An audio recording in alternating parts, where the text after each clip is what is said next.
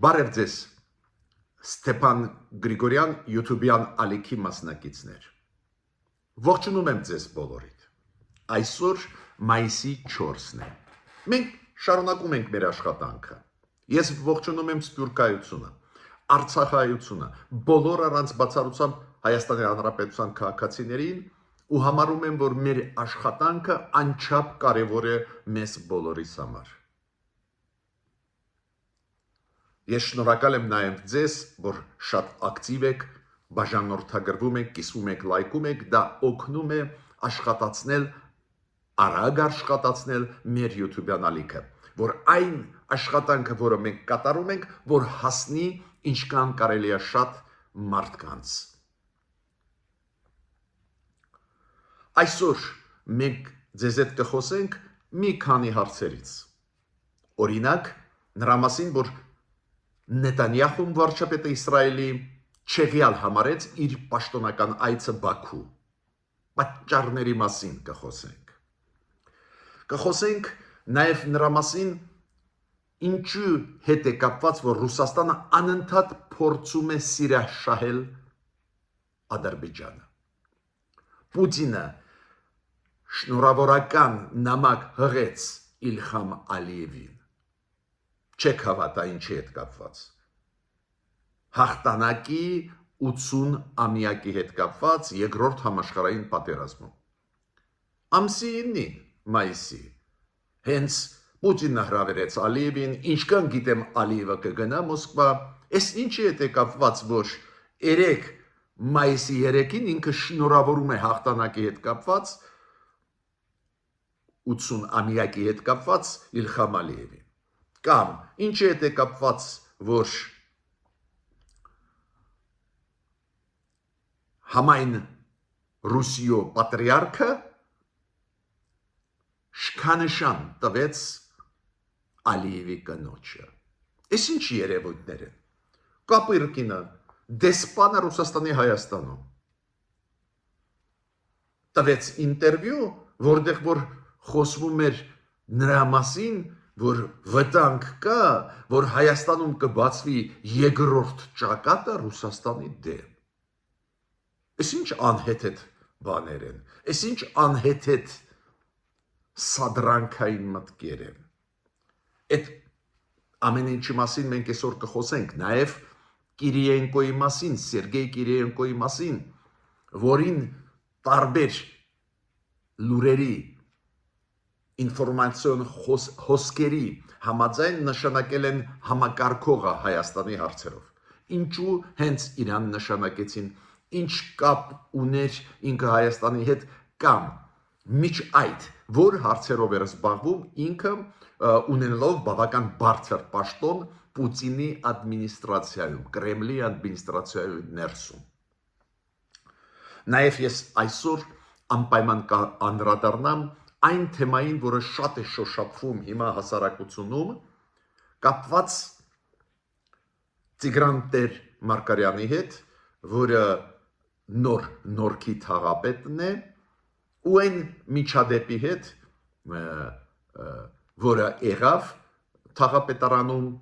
մեծ աղմուկ բարձրացրած, անպայման ուզում եմ եւ իմ կարծիքը ասել,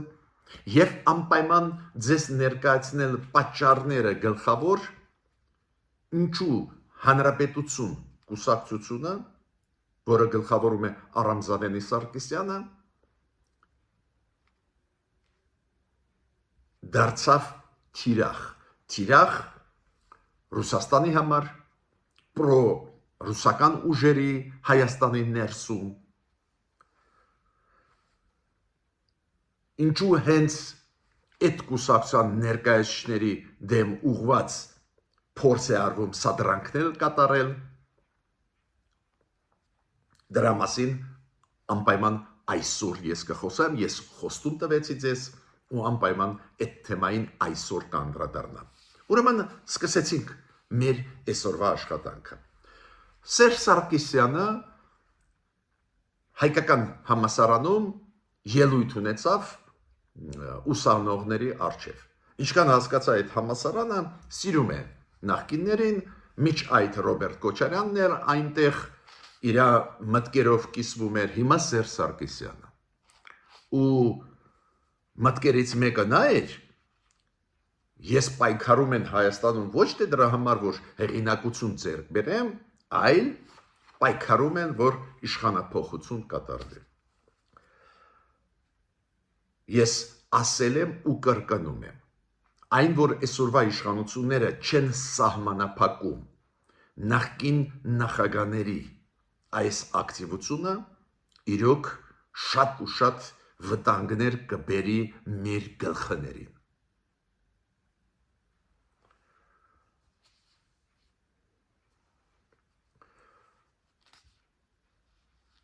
Նետանյախուն, վարչապետը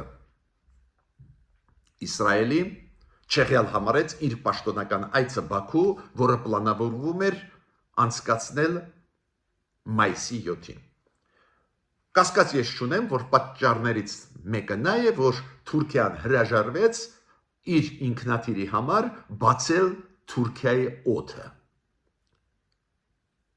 Քանի որ Իսրայելից ամենակարճ ճանապարհը պարզ է հասնել Ադրբեջան, դա Թուրքիայի տարածքով է։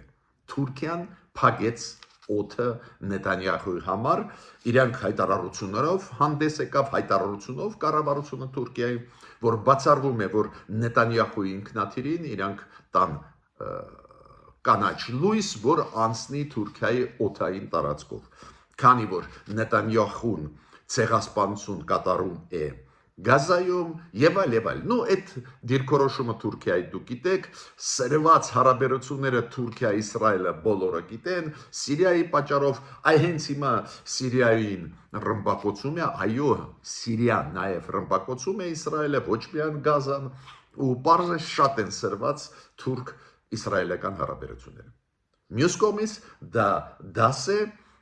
այն մարդկանց, ովքեր ասում են, չէ, դաշինքը թուրք ադրբեջանական շատ ուժեղ է բոլոր հարցերում, Թուրքիան կանի այդ ինչ ուզում է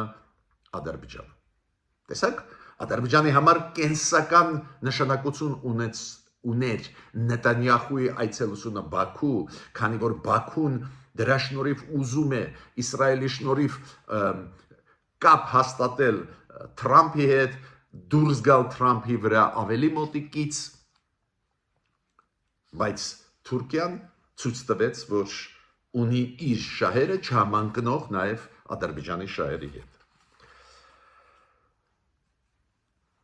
Ռուսաստանը նորից ռևերանսներ է անում Ադրբեջանի ուղղությամբ։ Ուրեմն համայն Ռուսիո պատրիարքը, այդ Կիրիլը, ինքը Ալիևի կնոջը տվեց, պարգևատրեց Օլգայի շքանշանով։ Դա շատ բարձր մակարդակի շքանշան է։ Դրանով ցույց տալով ինչքան իրանք սիրում են Ադրբեջանը ու դա էլ ցույց է տալիս, որ պատահականություն չի, որ իրանք աջակցում են Ադրբեջանին հանել հայերին Արցախից եւ հիմա միանշանակ Ադրբեջանի հետ մեր դեմ քայլեր են անում դիվանագիտական, քաղաքական եւ այլ ոլորտներում։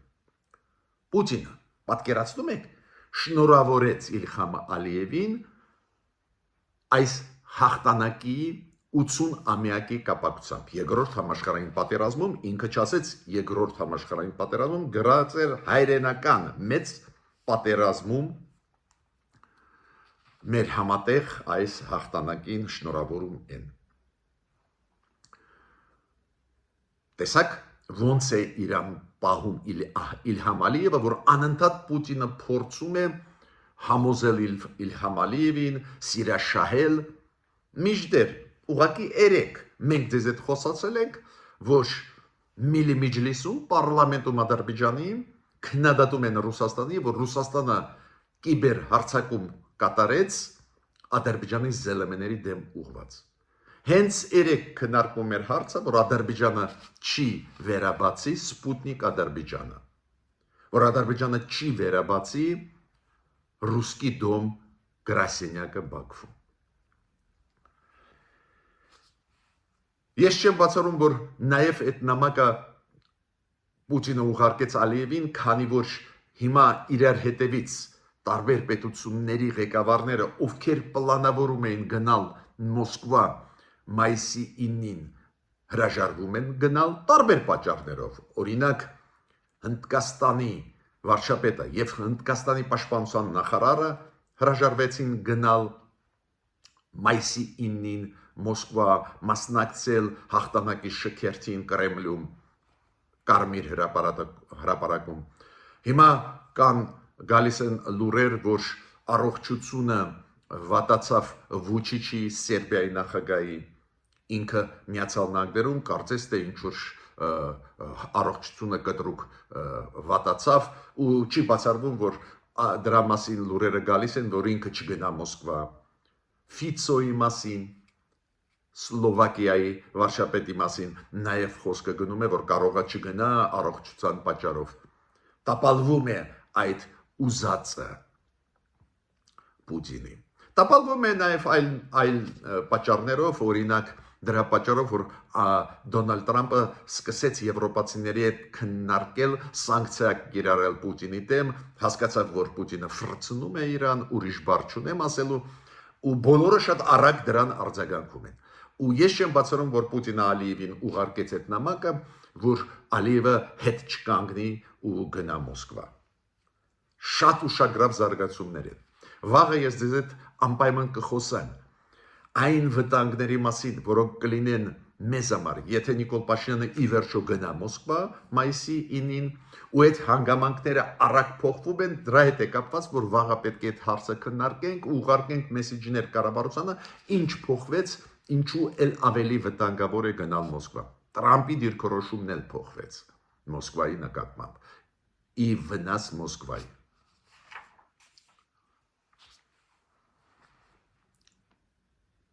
Ռուսաստանի դեսպան պարոն Կապիրկինը բարբերաբար ինքը տալիս է ինտերվյու, հերթական անգամ ինքը տվեց ինտերվյու, այդ ինտերվյուի ժամանակ դեսպան Ռուսաստանի Հայաստանում ինտերվյուի ժամանակ ինքը խոսեց 3 գումարած 3 բանաձևի, այ հիշում եք 3 հարավային Կովկասի երկրներ, 3 մյուս Իրանը, Թուրքիան, Ռուսաստանը, ինչքան կարևոր է բոլորի համար, ասեց, որ մյուս հանդիպումը, քանի որ առաջի հանդիպումները եղել են առաջի 3-ը Թուրքիայում, Ռուսաստանում եւ Իրանում, մյուս հանդիպումները պետք է լինեն կան Երևանում, կան Բաքվում, ինչ որ բաներ, իդեպ ասեմ ձեզ խափում են, երբ որ ասում են 3 գումարած 3, Վրաստանը ոնց չկար, նորից հայտարարեց, որ չի պլանավորում մասնակցել, ռեալ դա 3 գումարած 2, բայց անընդհատ իրանց գիծը տանում են։ Ու շատ վտանգավոր միտք ասեց Կապիրկինը։ Ինքը ասեց, բացի դրանից շատ օգտակար կլիներ, որ Ռուսաստանը, Հայաստանը, Իրանը իրենց ենթաֆորմատ ստեղծեն։ Դա շատ վտանգավոր է, քանի որ Ռուսաստանի նպատակը նաև կռվածնել մեզ Իրանի հետ, քանի որ մեր դեմ Ադրբեջանը, Ռուսաստանը ակցիա չեն անում, օպերացիա զրկել մեզ հարավից, զրկել մեզ մեր հարավի Հայաստանի Հանրապետության հարավային մասի ճանապարհներից միայն մեկ պատճառով այսօր ցավոտ արձագանքի, որը կլինի Իրանի կողմից։ Ուրեմն ցանկացած ելույթ այս դեսպանների այլ պաշտոնյաների Ռուսաստանի իր մեջ պարունակում է վտանգներ։ Պարզ է,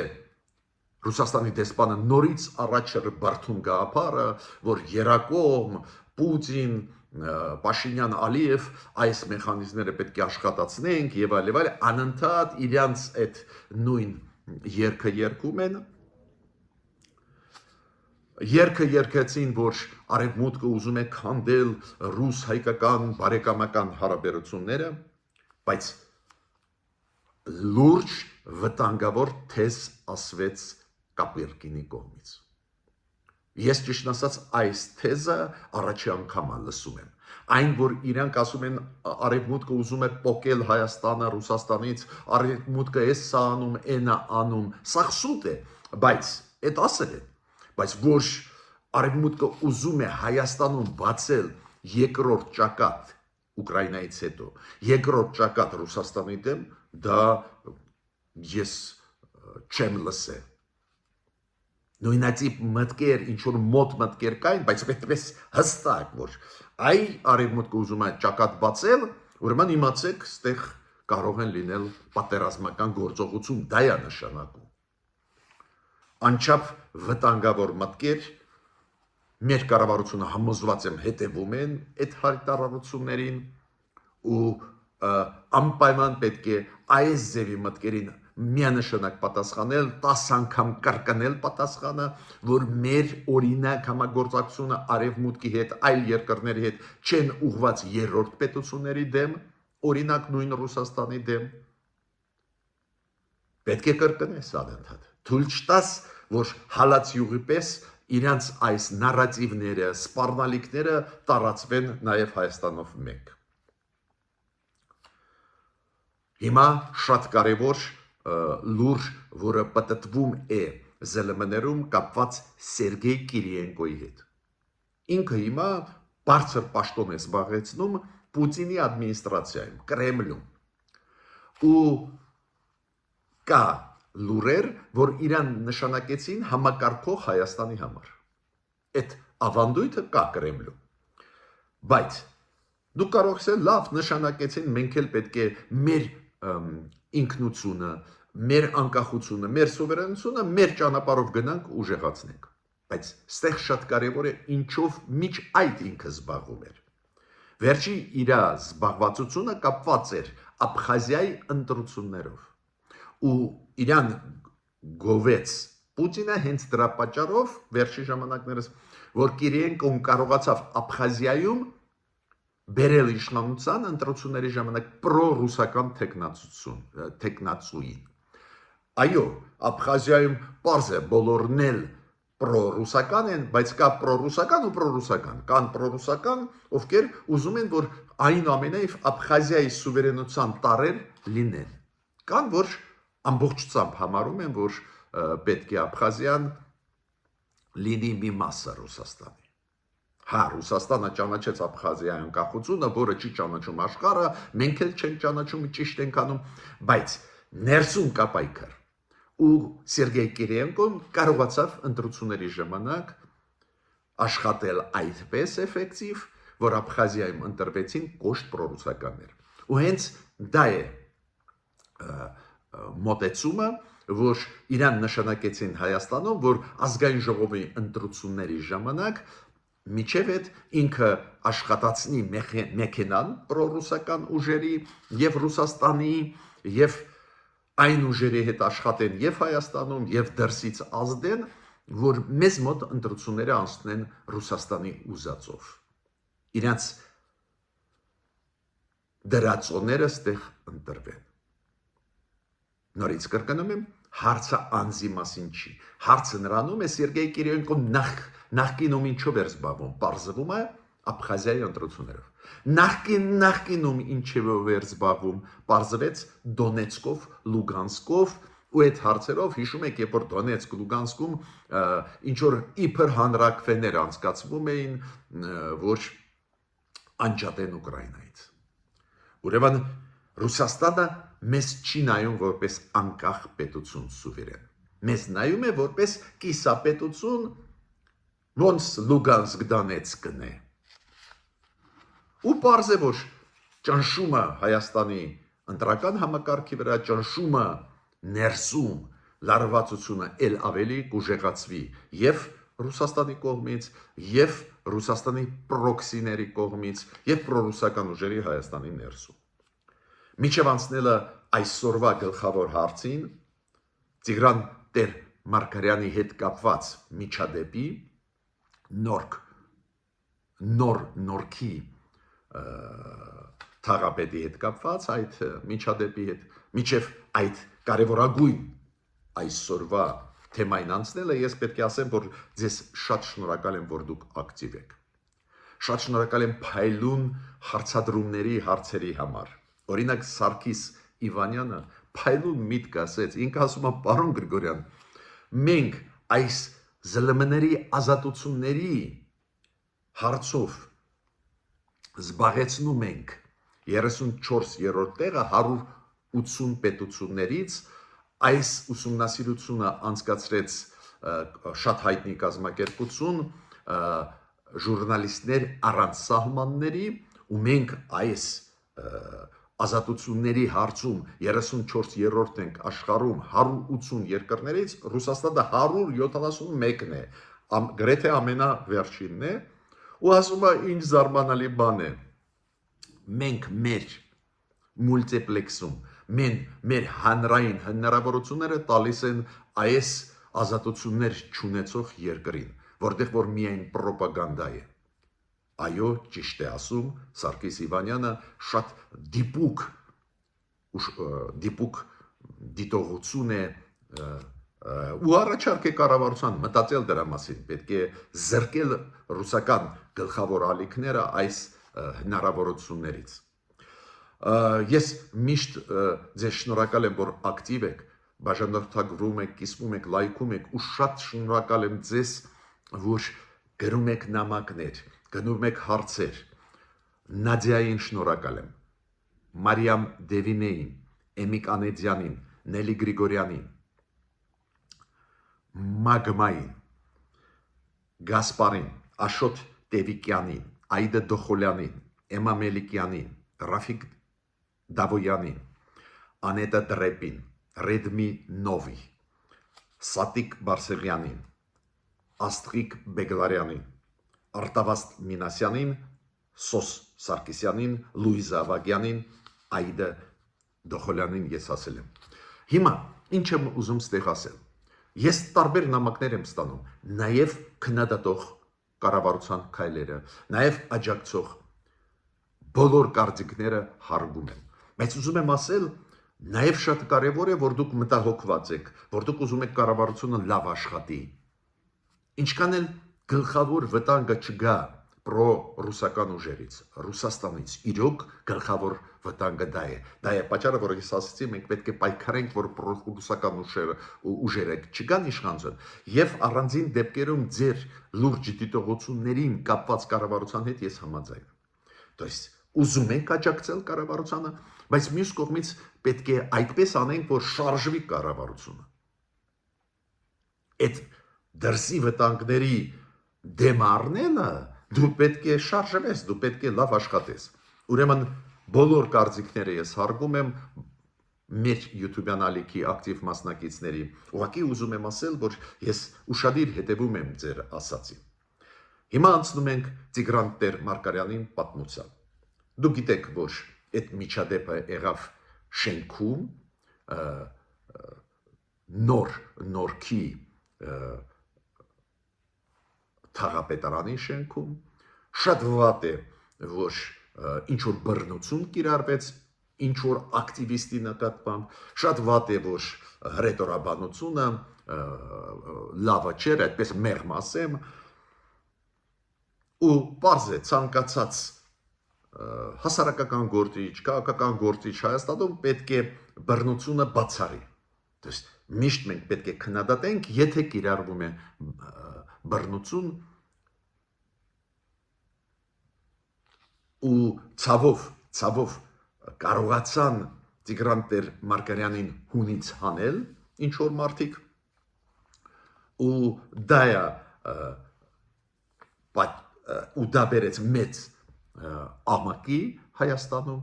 ներսում, շատերը քննադատում են, պահանջում են հրաժարական Տիգրան Տեր-Մարգարյանին։ Ես վերջում կասեմ, ինչ որոշում պլանավորվում է ընդունել հանրապետություն կուսակցության կողմից եւ քաղաքապետարանի կողմից այս միջադեպի հետ կապված մի քիչ ավելի ուշ դրա մասին կխոսեմ, բայց ես ուզում եմ ինչից սկսել։ Այո, մենք ճիշտ ենք, որ բոլորս առանց բացառությամբ ու առաջերտին դեմոկրատական մոտեցումներ ունեցող հասարակական գործիչները, փորձագետները, որ մենք կողմ ենք, որ բռնություն Հայաստանի ներսում չօգտագործվի։ Քաղաքական process-ներում, հարաբերություններում, իշխանություն, ընդդիմություն,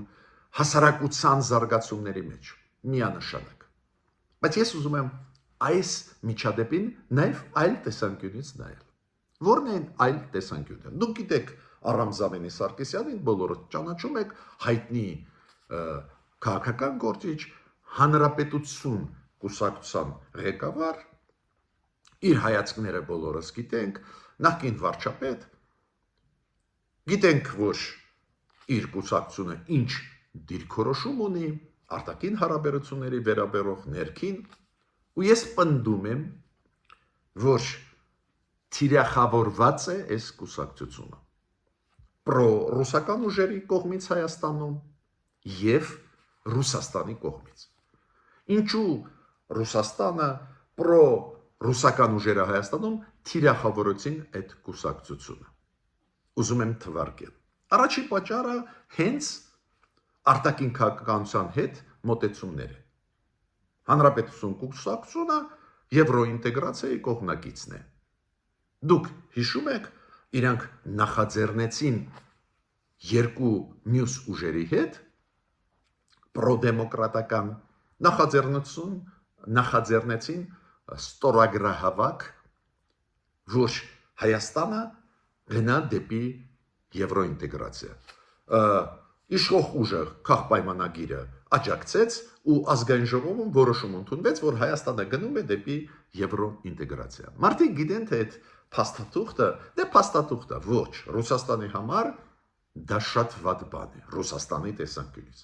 Դա է պատճառը, որ հենց այդ կուսակցությունը թիրախավորվեց Ռուսաստանի հատուկ ծառայությունների կողմից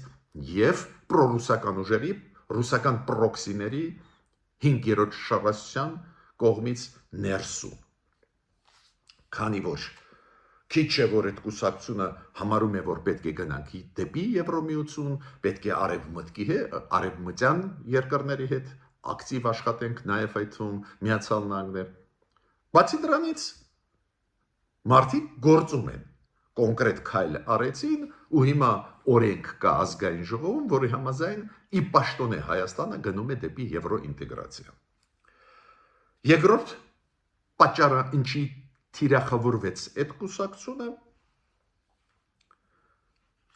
քանի որ այս կուսակցությունը, հանրապետություն կուսակցությունը, ազգային ժողովի ընտրությունների ժամանակ կարող է անցնի 5% շեմը ու ազգային ժողովի ներսում կոալիցիա կազմի քաղաքապայմանագրի հետ։ Բոլորս հասկանում եք, որ քաղաքապայմանագիրը մի տարուց հետո ընտրությունների ժամանակ շատ հավանական է, որ չի ունենա 50%-ից ավել ձայներ։ Ու պարզ է, ինչ որ մի ուժի հետ պետք է, կամ երկու ուժերի հետ պարլամենտի ներսում ազգային ժողովի ընտրություններից հետո 2026 թվի պետք է կոալիցիա կազմի մեծամասնություն այս ձևով ստանա։ Ու հենց հիմա թիրախավորում է կուսակցությունը, քանի որ այդ կուսակցությունը պրոդեմոկրատական ռեալ ունի շանս անցնելու շեմը 5%-անոց։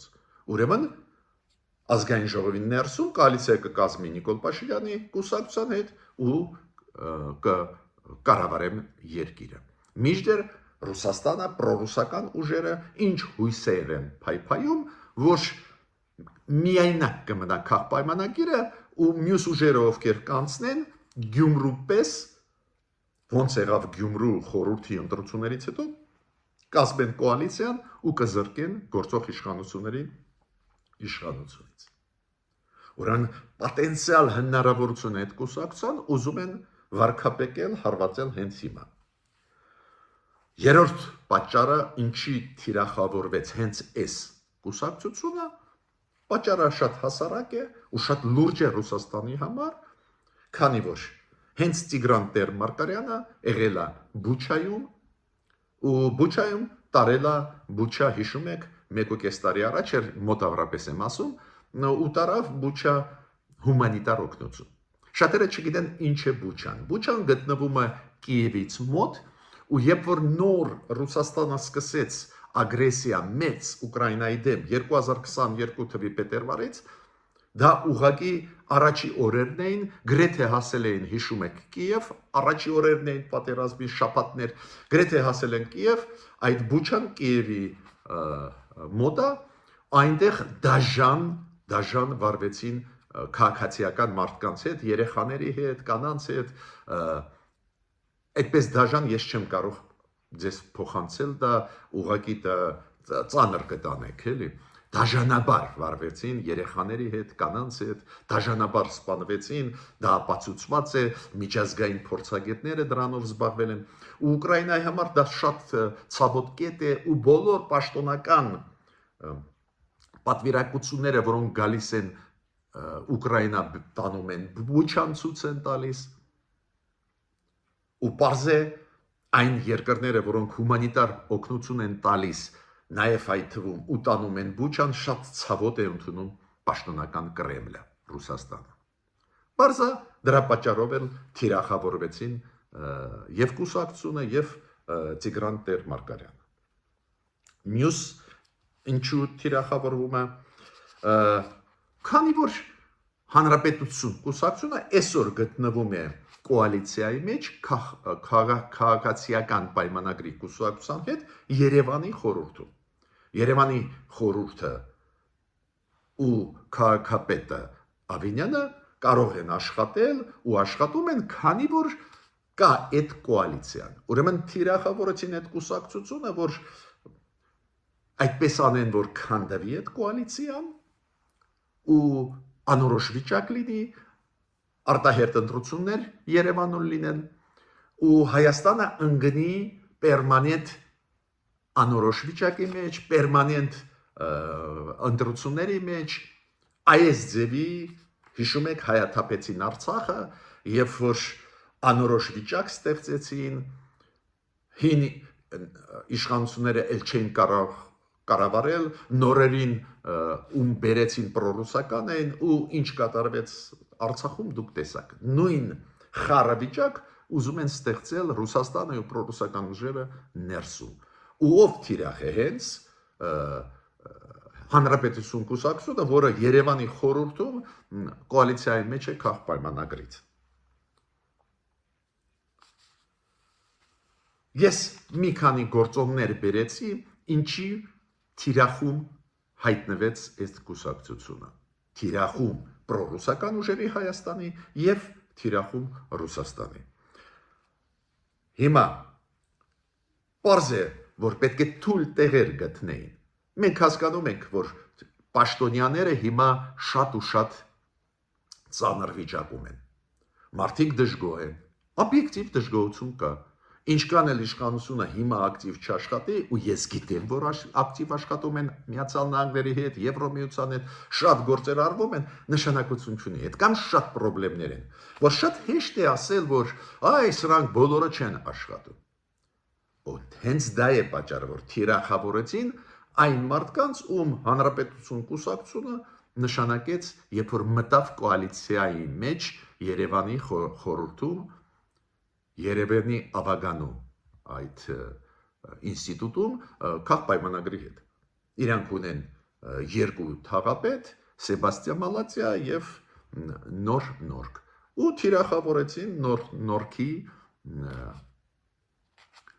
թաղապետին։ Ոչ ոք հիմա չի մտածում դրա մասին, որ պատկերացնում եք, այդպես կոչված ակտիվիստները մտան Նորքի թաղապետարան, պահանջում էին մանկապարտեզի հետ կապված ուսումնասիրություն կամ